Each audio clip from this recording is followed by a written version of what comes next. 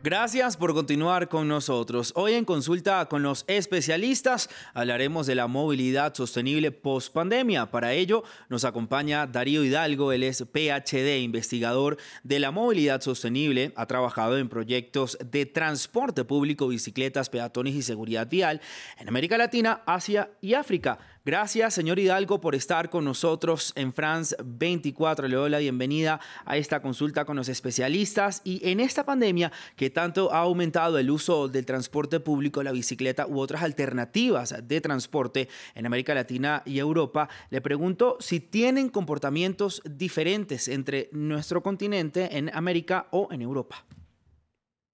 Bueno, definitivamente tenemos comportamientos distintos porque las ciudades latinoamericanas aún tienen muchísimo transporte público y tienen menos viajes en bicicleta que las ciudades europeas. Y en ese sentido, pues el tema de la pandemia nos está afectando muchísimo porque el transporte público tiene que ser de baja ocupación y tenemos que buscar alternativas y maneras de manejar las ciudades en América Latina de manera que se comporten adecuadamente durante la pandemia. Ahora, los gobiernos deben repensar en esta movilidad sostenible, cómo adaptarse a estos nuevos escenarios que ha traído la pandemia en el caso de París, por ejemplo, la capital francesa.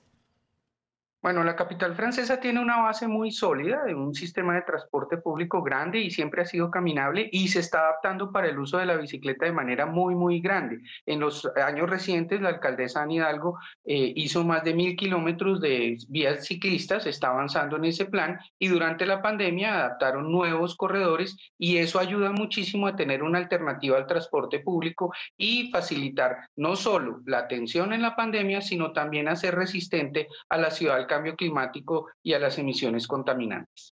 Ahora, si bien los gobiernos están promoviendo el uso de una movilidad sostenible e individual para evitar esta propagación del virus en el transporte público, ¿qué tan funcionales son las ciclorrutas, por ejemplo, en América Latina? Y cómo además atacar el problema de la seguridad que va de la mano en el uso de las ciclorrutas por parte de las personas.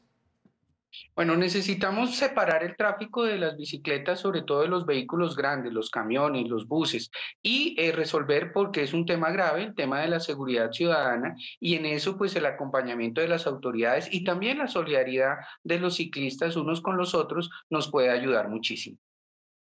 Ahora, se habla también de una disminución de la contaminación por cuenta de la disminución del tráfico a causa del confinamiento en las distintas ciudades y también en los distintos países.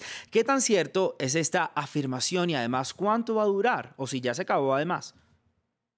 No, en las ciudades en América Latina todavía estamos en un confinamiento importante y la reducción de actividad nos ha traído una reducción también muy grande en las emisiones contaminantes. En ciudades como Bogotá podemos seguir viendo los nevados que no veíamos de la cordillera central y eso nos está ayudando muchísimo. Sin embargo, esto es un tema de corto plazo y solo si hacemos una transición a modos más sostenibles y seguimos cambiando la flota de vehículos eléctricos como lo está haciendo, por ejemplo, México con la compra y de muchísimos trolebuses o la ciudad de Santiago, que sigue incorporando flota de bajas emisiones, podemos atacar este tema de la contaminación del aire.